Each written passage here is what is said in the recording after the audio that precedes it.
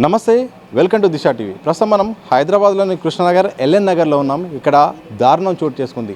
BJP నేత సింగోటి రాము దారుణ హత్యకు గురయ్యాడు. ఇక్కడే మనం చూస్తున్నట్టుగా మనం ఒకసారి చూస్తే ఈ విజువల్లో ఈ బిల్డింగ్లోనే పెంట్ హౌస్లో అంటే పైన ఉంటున్న రూమ్లో మాత్రం నిన్న బుధవారం రాత్రి 11 గంటల సమయంలో అరుపులు కేకలతో హత్య మాత్రం గురయ్యారు. దాదాపు 5 నుండి 10 మంది దుండగులు మాత్రం ఆయన హత్య చేసినట్టు మాత్రం ఇప్పటివరకు తెలిసింది. ఆ కేసు నమోదైంది, దాంతో పంచనామా పూర్తయింది. డెడ్ బాడీని నిన్న ఉస్మానియా హాస్పిటల్ కూడా తీసుకెళ్లడం జరిగింది.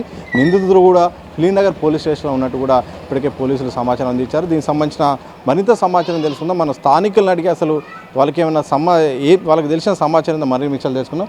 మీకు ఈ సమాచారం కానీ ఈ ఘటన సంబంధించిన విషయం ఎప్పుడు తెలిసింది? అంటే నైట్ ఇక్కడ నేను ఇక్కడనే నైట్ ఏంటంటే అరుపులు కేకలు వినబడ్డాయి.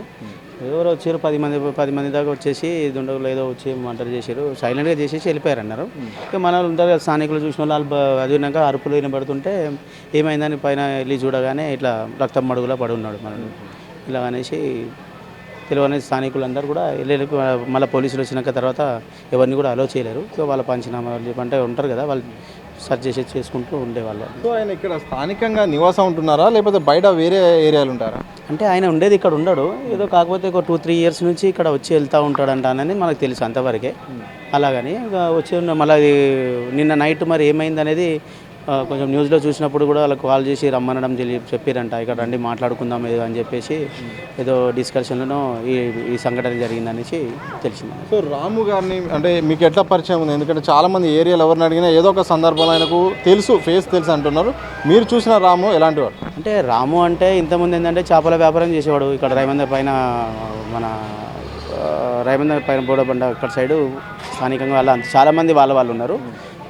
వాళ్ళు చేపలు అమ్ముకుంటూ తర్వాత ఆటో నడపడం అలాగా. ఇప్పుడు రియల్ ఎస్టేట్లో మంచి క్లిక్ అయ్యి ఒక హోదాకి ఎదిగిండు అతను.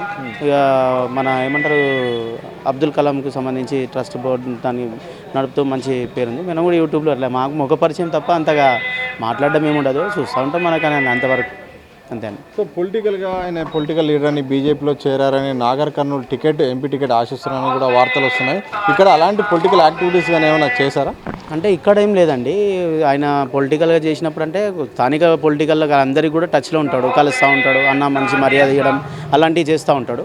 ఇక సో ఏంటంటే ఆయన ఎంపీగా ఆశిస్తున్నట్టు ఇప్పుడు రీసెంట్లీ ఏదో ఎంపీగా కాంటాక్ట్ చేస్తున్నా, నేను కూడా లైన్లో ఉన్నానంటూ ఆయన కూడా ఏదో ఎంపీకి ఫామ్ సబ్మిట్ చేయడం కూడా జరిగిందంట అని మాకు కూడా తెలిసింది. అలాగే సో మీరు కాలనీలో పెద్దగా మీరు కూడా ఉంటారని తెలిసింది. సో మీరు ఇంటి పక్క వాళ్ళు కానీ స్థానికులు కానీ అడిగినప్పుడు ఘటనకు సంబంధించిన విషయాలు ఎలాంటి విషయాలు మీకు తెలిసింది? నేను బస్తీ ఫౌండర్లం అండి, మా ఫాదర్ దీనికి లీడరు. కాకపోతే ఏంటంటే మనకి ఏంటంటే మామూలుగా ఉంటారు, ఇప్పుడు అరుచుకుంటుంటే పిల్లలు ఉంటారు అనేసి నేను ఉండేది ఈ బిల్డింగ్లో పైననే, అది వినబడుతుంది సౌండ్. కాకపోతే మా రిలేటివ్ వచ్చి మాట్లాడుకుంటున్నాను. సో ఏంటంటే అది అరుపులు కేకలు అంటే పిల్లలు వాళ్ళు ఇలా ఆడుకుంటుంటారు రాత్రి, మా అది ఉంటారు కదా, మా వాళ్ళు కూడా జర కొంచెం అది చేస్తారు. మేము ఆ అరుపులు అనుకున్నాం కానీ ఇలాగా వచ్చేసి ఈ సంఘటన జరుగుతుందని మనం భావించాం కదా. ఏ టైంలో ఇది జరిగిందంటే 11 to 11:30 మధ్యలో జరిగింది సార్. ఎవరు అంతే వాళ్ళు, ఎందుకంటే వాళ్ళు మాట్లాడుకుంటారు, అది చేస్తారు. ఏదో పిలిచారంట అతను కూడా ఏదో ఫోన్ చేశాడు రమ్మని మాట్లాడుకుందాం అన్నట్టు అని. ఆయన సింగిల్ పర్సన్గా వచ్చారంట. లోపల 5 మెంబర్స్ ఏదో కూర్చొని ఉన్నారు. తర్వాత మళ్ళీ ఒక 10 మెంబర్స్ దాకా వచ్చేసి ఇలాగా చేసినట్టు తెలిసింది. పోలీసు కానీ ఏమైనా తీసారా మార్నింగ్? వాళ్ళు వచ్చారండి. వాళ్ళు వచ్చాక తర్వాత మా వాళ్ళు కూడా చూసినాక ఇలా చూసినాక పోలీస్కు కాల్ చేశారు.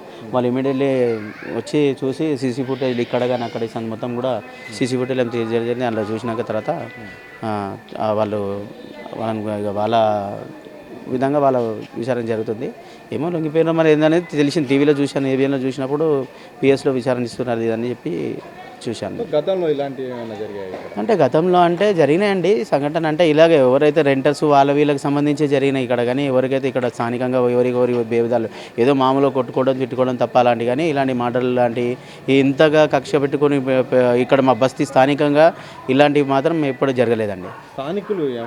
స్థానికులు అంటే కొంచెం భయం ఉంటుంది కదండి, భయపడుతున్నారు. ఇట్లా అనేసి ఏంటంటే రెంటర్లకి ఇప్పుడు మేము కూడా ఆలోచించాల్సి వస్తుంది. ఓన్ హౌసెస్ ఉన్న వాళ్ళం మేము, ఎందుకంటే ఏ విధంగా అనేసి. కానీ కాకపోతే ఏంటంటే వాళ్ళకైతే రాసుకొని రారు కదండి.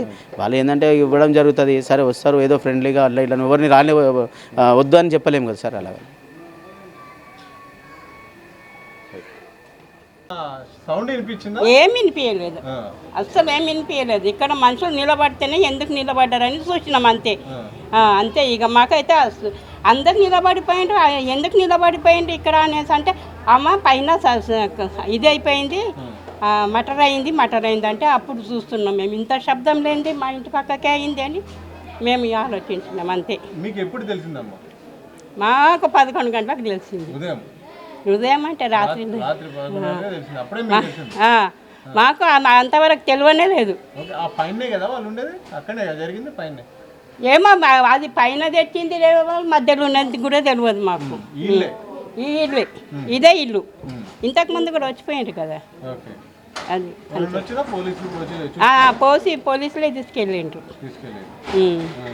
అంతే. కొంతమందిని అడిగితే ఏమంటారు అంటే సౌండ్ వచ్చింది బాగా కేకలు వినిపించినా.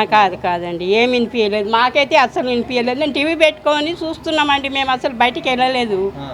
అది బయట ఎందుకో నేను బయటికి వస్తే చూస్తే ఏంది నిండిపోయింది ఇక్కడ. అరే మాకు ఇంత శబ్దం కూడా రాలేదు, ఇంతమంది నిండిండ్రు, అంత జనం ఉంది, మాకే తెలియదు అని మేము అయిపోయినాం అంతే. మేము ఎప్పుడు చూడలేదండి, అక్కడ ఎందుకు పోతాం మేము? కాదు ఎప్పుడు చూడలేదు మేము, అసలు చూడనే లేదు మేము. మా మనిషికి కూడా చూడలేదు, ఎవరు ఉంటారు కూడా తెలియదు వాళ్ళకు మాకు. మేము చూడం వాళ్ళకు, ఏముండయి మాకు మాటలు ఉండవు వాళ్ళకు. వాళ్ళు ముస్లిమ్స్, మేము హిందూస్, మాట్లాడము మేము, ఎవరితో మాట్లాడము. ఇంతమంది ఉన్నారు కదా, ఏమంటే ఏమంతే, ఎవరితో మాట్లాడము. ఇంటి పక్కకే అయింది, మాకే తెలియకుండా ఎవరు వచ్చిండ్రు అని భయం అయిపోయిందండి కొంచెం సేపు. ఇంటి పక్కన జరిగిపోయింది, మాకేం తెలియలేదు కాదని మాకు భయం అయిపోయింది అంతే. ఇక అంతేనండి. అని తిరిగి ఎట్లా చంపేసింది, ఇంత కొట్లాడితే 2 మాటలు వినపట్టి అసలు మాట లేదు, ఏమి లేదు, చచ్చిపోయిందంటే ఏమనాలి ఇక అంతే. అంతే. ఏం పేరండి మీ పేరు? నా పేరు స్వరూప్ చంద్. సో నిన్న ఘటన జరిగింది, ఏం జరిగిందో మీకు తెలుసా? ఏం తెలియదు, నేను అనుకున్నాను సార్. ఓకే. పొద్దుగాలు చేస్తే గొడవ అయిందంటే చెప్పాడు, నాకు అసలు ఏం జరిగేది. ఓకే.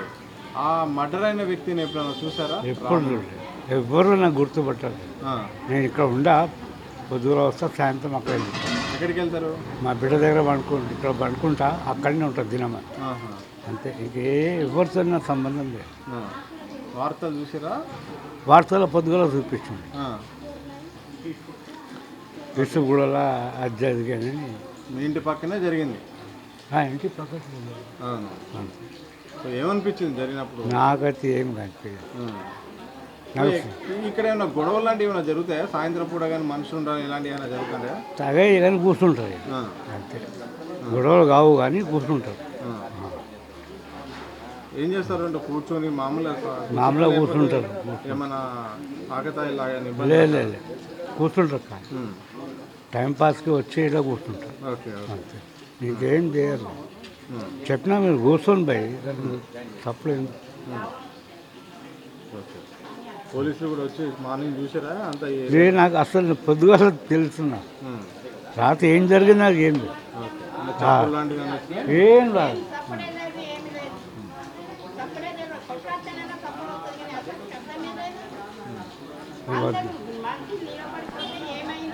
మీరు రండి.